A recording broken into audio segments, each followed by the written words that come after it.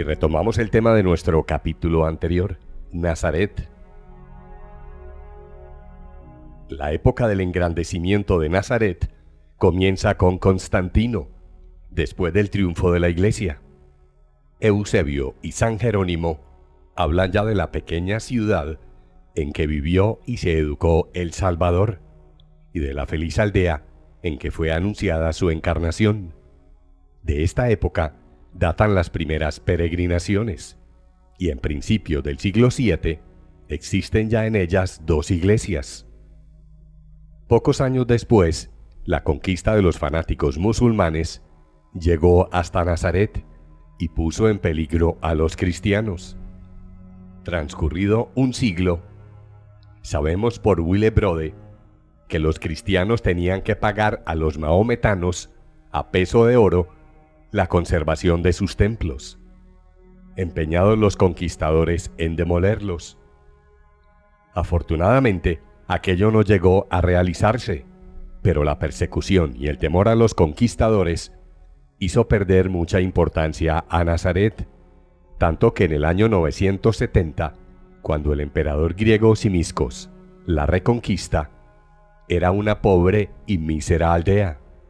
Fue reconstruida la ciudad, mejorados los templos, de los que luego hablaremos, y en poder de los cruzados continuó, volviendo nuevamente las peregrinaciones, y Tancredo, su príncipe, miró con singular cariño a la ciudad de la Sagrada Familia.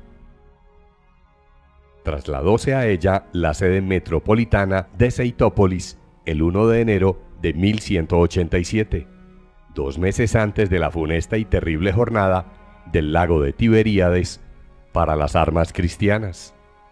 Abdal, el hijo de Saladino, se presentó con 7.000 caballos en las inmediaciones de Nazaret. Armáronse los cristianos y con 130 caballeros del Temple y del Hospital, que de la llanura de Esdraelón habían acudido en auxilio de la santa ciudad, salieron al encuentro del enemigo, y la batalla se dio en un pueblecillo que la historia de aquellas guerras denomina el Maed.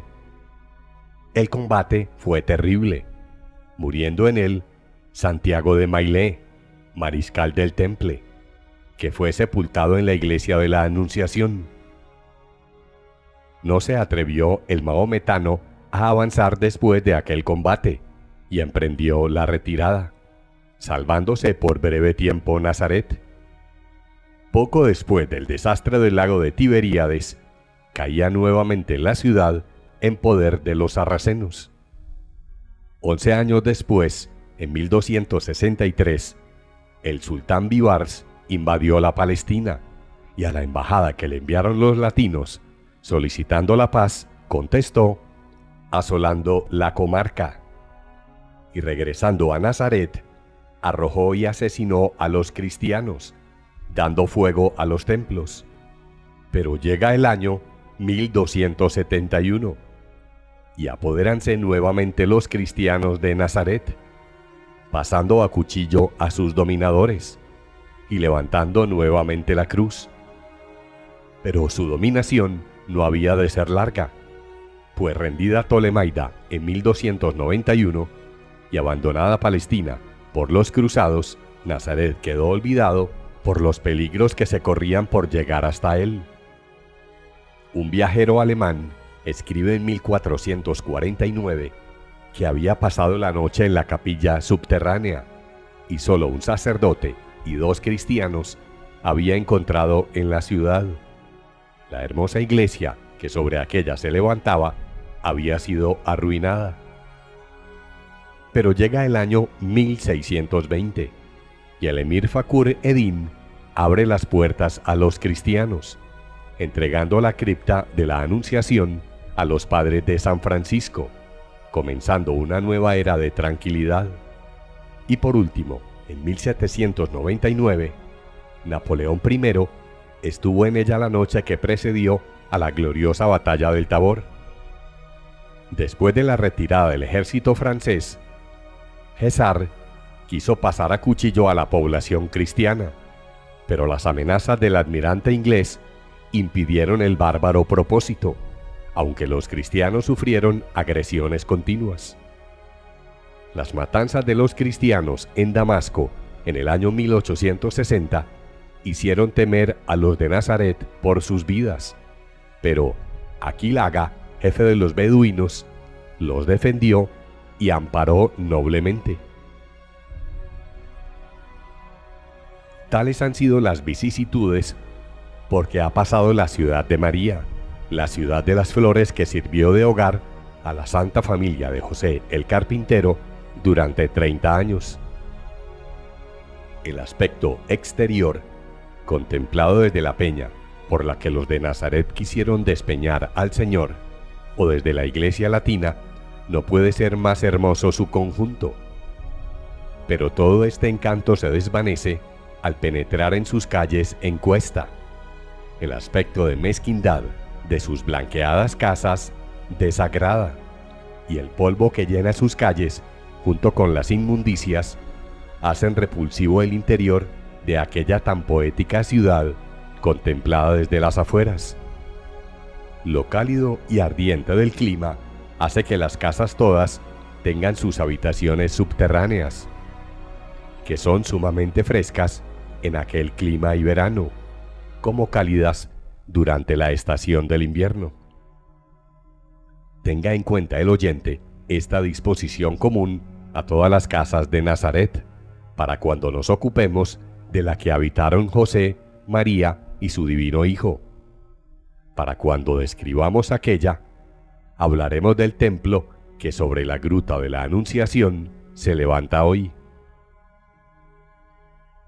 De una manera breve y rápida hemos dado a conocer las dolorosas vicisitudes porque durante siglos ha pasado Nazaret para llegar hasta hoy en un período de calma y tranquilidad que permite al peregrino llegar a ella con seguridad y sin temores por su vida.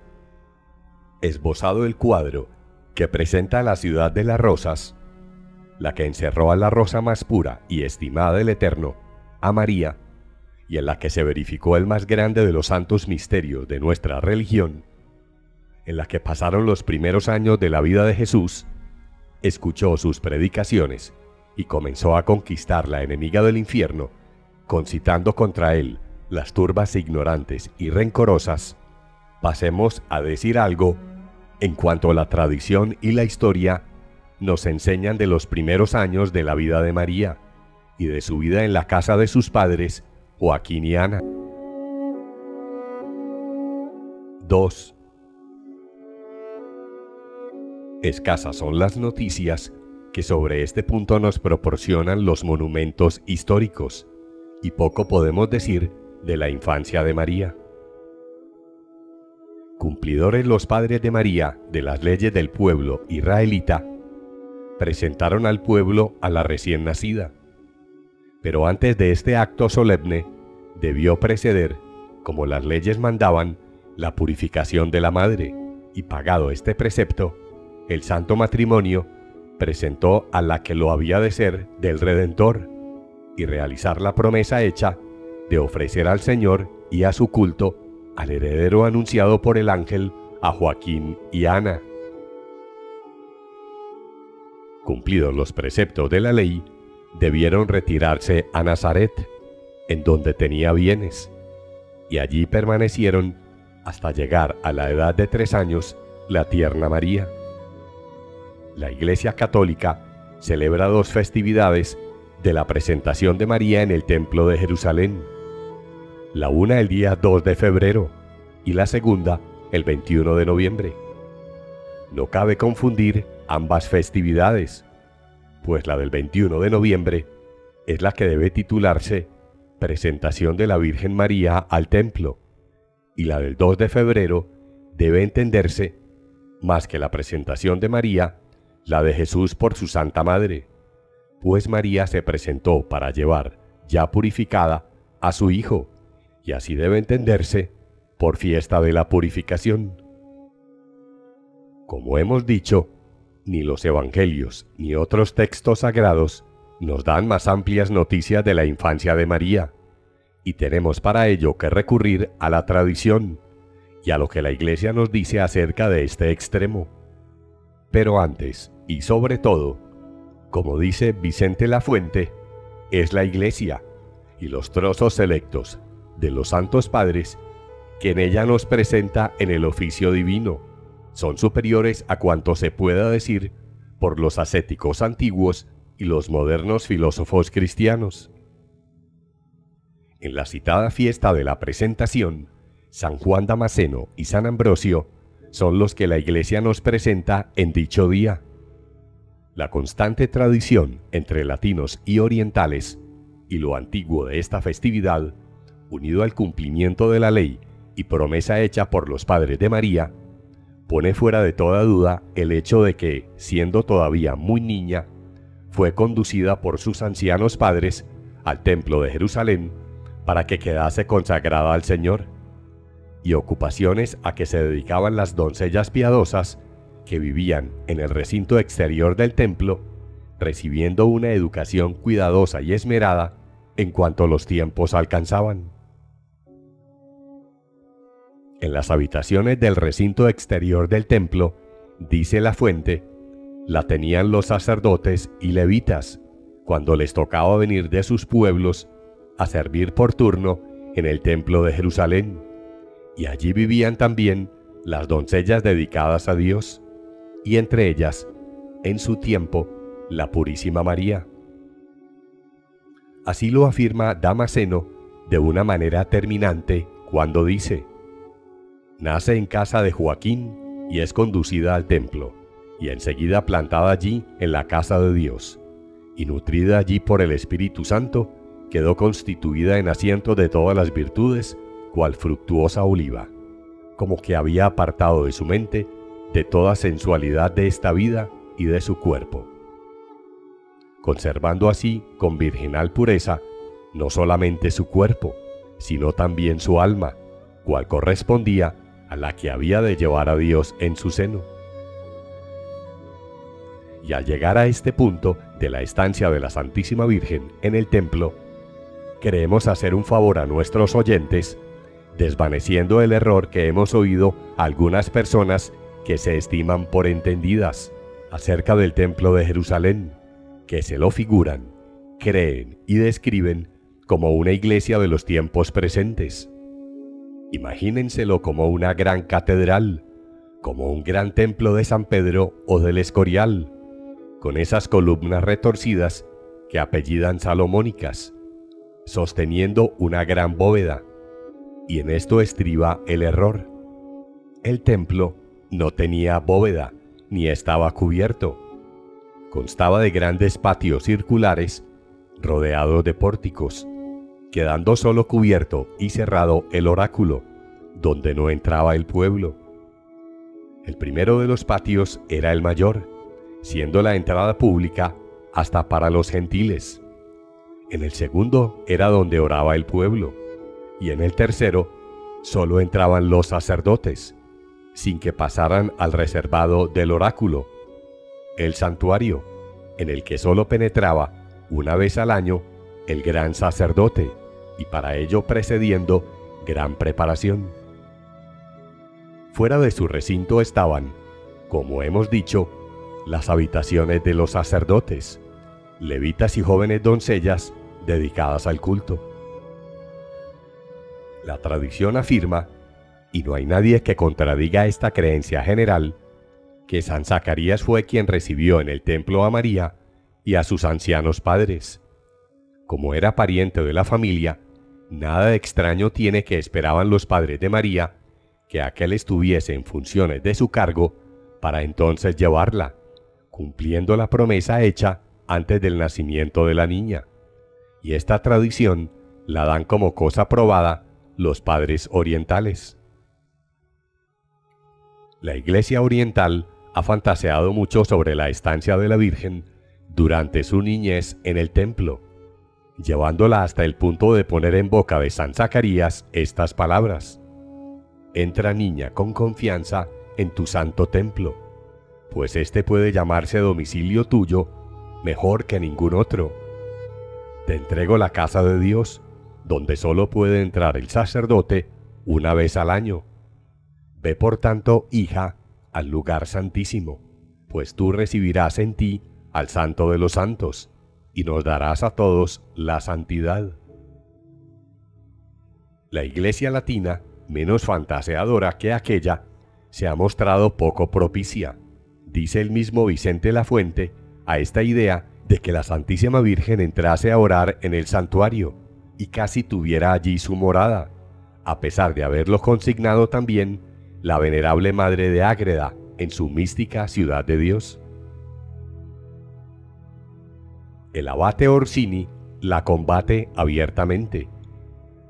Antiguas leyendas se han complacido en rodear de una multitud de prodigios la primera infancia de la Virgen. Pasaremos en silencio sus hechos maravillosos, que no están suficientemente probados, pero debemos combatir una aserción inexacta, o por mejor decir, inadmisible, que ha sido admitida confiadamente y sin examen por santos personajes y escritores piadosos. De que la Virgen haya sido la misma santidad, lo que nadie niega, se ha querido inferir que la Virgen debió ser colocada en la parte más santificada del templo, es decir, en el Santo de los Santos, lo cual es materialmente falso. La frase en boca del ilustre escritor resulta un poco dura. El Santo de los Santos, ese impenetrable santuario del Dios de los ejércitos, estaba cerrado a todo sacerdote hebreo, a excepción del gran pontífice, que no penetraba en él más que una vez al año, después de un buen número de ayunos, vigilias y purificaciones. Al entrar allí, iba envuelto en una nube de humo producido por los aromas quemados en su incensario, lo cual impedía ver los objetos, interponiéndose la nube entre la divinidad y él, pues ningún inmortal podía verle y vivir según la Escritura. No estaba allí más que algunos minutos, durante los cuales el pueblo prosternado y con el rostro pegado al suelo, prorrumpía en grandes sollozos, temiendo por la vida del sumo sacerdote, y tanto era así que éste daba después un gran convite a sus amigos para congratularse con ellos de haber escapado por aquella vez de tan gran riesgo. Juzgase pues, por estos datos, si es creíble que la Virgen María fuese criada en el interior del santuario. El mismo Vicente Lafuente dice: dudo mucho que sea cierta la crianza de la Virgen Santísima en lo interior del santuario, ni aun su entrada en el santuario alguna vez, porque ni parece admisible esa anunciación previa, ni está en el carácter de la Virgen, ni en las miras de la providencia con respecto a ella. Fue partidaria siempre la Santísima Virgen de vida escondida, como queda dicho, y también enemiga de singularizarse y de ostentar privilegios y exenciones. Si Dios le concedió ser concebida sin mancha de pecado original, esto fue en el orden espiritual e interno, ninguna señal exterior lo reveló. Si fue virgen y madre a la vez, esto fue tan oculto que nadie lo supo. Su mismo Santísimo Esposo lo ignoró algún tiempo. El vulgo la creyó una mujer cualquiera. Ella misma, purísima y castísima, se sujeta a la ignominiosa ceremonia de la purificación, que suponía impureza, pues lo que se purifica no está puro. ¿A qué se turbó al darle el ángel su embajada, si ya lo sabía por su padre San Joaquín, y lo sabían los sacerdotes y todos los que entraban en el templo? ¿Por qué concibió celos San José, si toda la familia sabía que había de ser madre y virgen? ¿Podía ignorar el marido lo que sabían todos? Así se expresa el católico escritor, cuyas palabras hemos copiado de la vida de la Virgen María. Y llegamos hacia el final de nuestro capítulo de hoy. La invitación es para nuestro próximo programa. Los esperamos entonces. Que Santa María de la Paz los acompañe y gracias por su atención. 1560 AM Santa María de la Paz presentó Vida de la Santísima Virgen María. Texto de Joaquín Casañ y Alegre. Incluye descripción de los lugares que habitó en Palestina y Egipto y principales festividades de la Virgen.